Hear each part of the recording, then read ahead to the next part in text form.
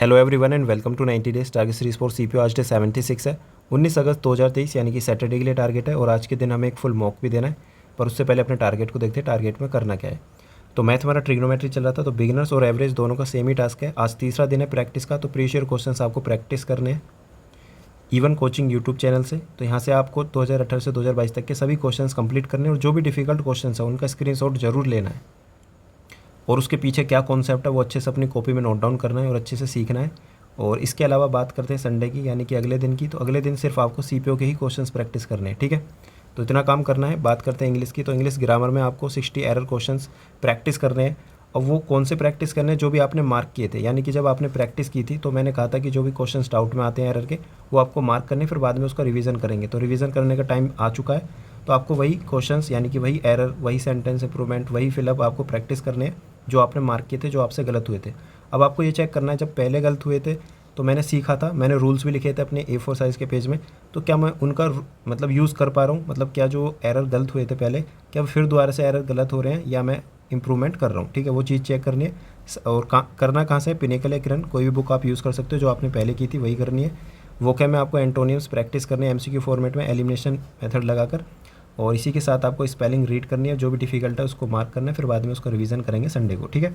Reading comprehension में अभी तक आपने इंग्लिश माध्यम से याद किया था और उसके बाद प्रैक्टिस करी थी PDF में जितने भी क्वेश्चंस रहते हैं। पर अब आप प्रीवियस ईयर क्वेश्चंस प्रैक्टिस करेंगे, यानी कि प्रीवियस ईयर क्लोज टेस्ट और प्रीवियस ईयर पैसेज। इससे आपको एक आइडिया लगेगा कि किस टाइप के क्वेश्चंस पूछे जाते हैं, किस टाइप का पैसेज और क्लोज टेस्ट आता है एग्जाम में।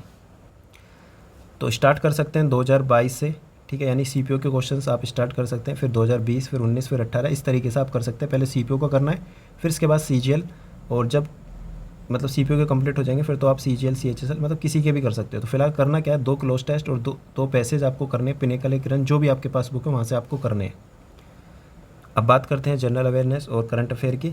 तो अप्रैल के करंट अफेयर आज से स्टार्ट करेंगे, फर्स्ट डे है। तो फर्स्ट रीडिंग करनी है, कहाँ से करनी है, इंडोलॉगस, रवि GS, या जो भी आपके पास कोई भी सोर्स है वो आप फॉलो कर सकते हैं। बात करते हैं स्टैटिक टॉपिक की, जो कि एक सब्जेक्टिव टॉपिक भी है, जैसे कि पीरियोडिक टेबल, जो कि केमिस्ट्री का एक टॉपिक है और इससे हर बार क्वेश्चन पूछा जाता है। जैसे कि एटॉमिक नंबर, कोई भी एक एलिमेंट दिया जाएगा, उसका एटॉमिक नंबर पूछा जाएगा, जो कि नॉर्मल नहीं होगा, जैसे सीजियम पूछ लिया, ठीक है, इसका सिंबल पूछ लिया जाएगा। और इसके अलावा कुछ केमिकल नेम भी पूछे जाते हैं, उनके यूज़ पूछे जाते हैं, ठीक है। पीरियोडिक टेबल से ग्रुप और पीरियोडिक पीरियड्स के बीच में रिलेशन, इलेक्ट्रोनेगेटिविटी, इंक्रीज डिक्रीज, मतलब काफ़ी चीज़ें हैं जो पूछी जाती हैं, ठीक है। अच्छे लेवल के क्वेश्चन आते हैं CPO में। और तो कहाँ से पढ़ना है ये टॉपिक, इंडोलॉगस या रवि GS, कहीं से भी आप पढ़ सकते हो। अच्छे से प्रीवियस ईयर क्वेश्चन भी प्रैक्टिस करने और अच्छे से कॉन्सेप्ट भी सीखने हैं। बात करते हैं रीजनिंग की, तो रीजनिंग में कुछ नहीं करना, इसकी जगह आपको एक फुल मॉक देना है टेक्स्ट बुक पर, अच्छे से मॉक देना है। साथ के साथ आपको ये भी मुझे मतलब कमेंट में बताना है कि आप कितना टाइम लेते हो, ठीक है। इसको भी मैं बताऊंगा किस तरीके से मैनेज करना है। इंग्लिश और GS, ठीक है, दोनों का टाइम कितना लगता है वो बताना है, दोनों का एक साथ। इसके अलावा रीजनिंग का टाइम क्या लगता है, मैथ का टाइम क्या लगता है, ठीक है, कितना टाइम आप देते हो।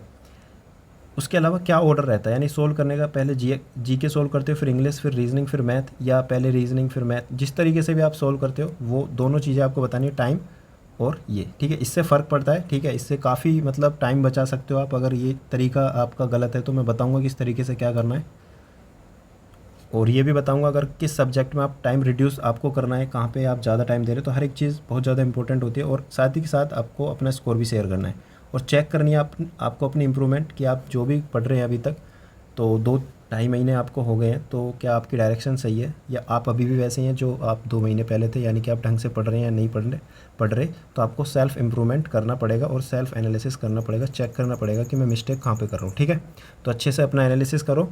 और इसी के साथ पूरी रिपोर्ट आप एक बार कमेंट सेक्शन में ज़रूर बताना, सबकी रिपोर्ट मैं पढ़ूंगा, कितना टाइम ले रहे हैं, फिर उसी हिसाब से मैं अगली वीडियो में यानी कि संडे को मैं बताऊँगा, ठीक है। और ये डेली रूटीन है, इसको फॉलो करो अच्छे से और कंसिस्टेंट रहो, मेहनत करो। और जैसा कि आप सभी जानते हैं दिल्ली पुलिस की कट ऑफ कितनी हाई गई है अब की बार, और बहुत लोगों का ड्रीम है दिल्ली पुलिस लेना।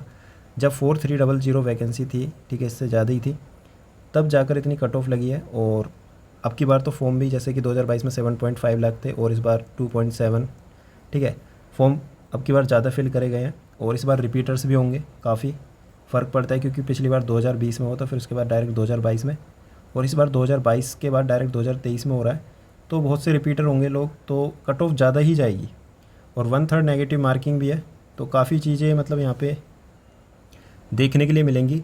तो इसीलिए कह रहा हूँ, जिसका भी दिल्ली पुलिस का टारगेट है 160 प्लस, जैसा कि मैं पिछली वीडियो में मतलब कि जो हमने टारगेट वीडियो बनाई थी शुरू में ही, तो मैंने बताया था, यानी कि जो मैंने पूरी स्ट्रैटेजी वीडियो बनाई थी आज से 2.5 महीने पहले, तो उसमें मैंने बताया था कि 160 प्लस आपका स्कोर आना चाहिए रो, ठीक है, तभी आपको दिल्ली पुलिस के लिए मतलब आप सेफ़ हो जाओगे, वरना कहीं ना कहीं दिक्कत आएगी आपको। आप अनश्योर रहोगे कि मुझे मिलेगी डीपी या नहीं मिलेगी, एंड तक आपके मन में यही रहेगा।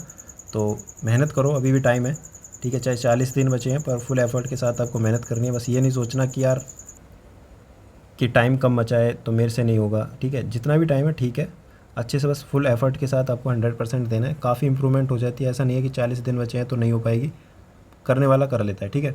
30-30 नंबर भी बढ़ जाते हैं 40 दिन में, तो आपको करना है, बाकी मेहनत करते रहो, ठीक है, और कुछ नहीं है तरीका। सही डायरेक्शन आपको मिल ही रही है, बस आप मेहनत करते रहो। Thank you so much.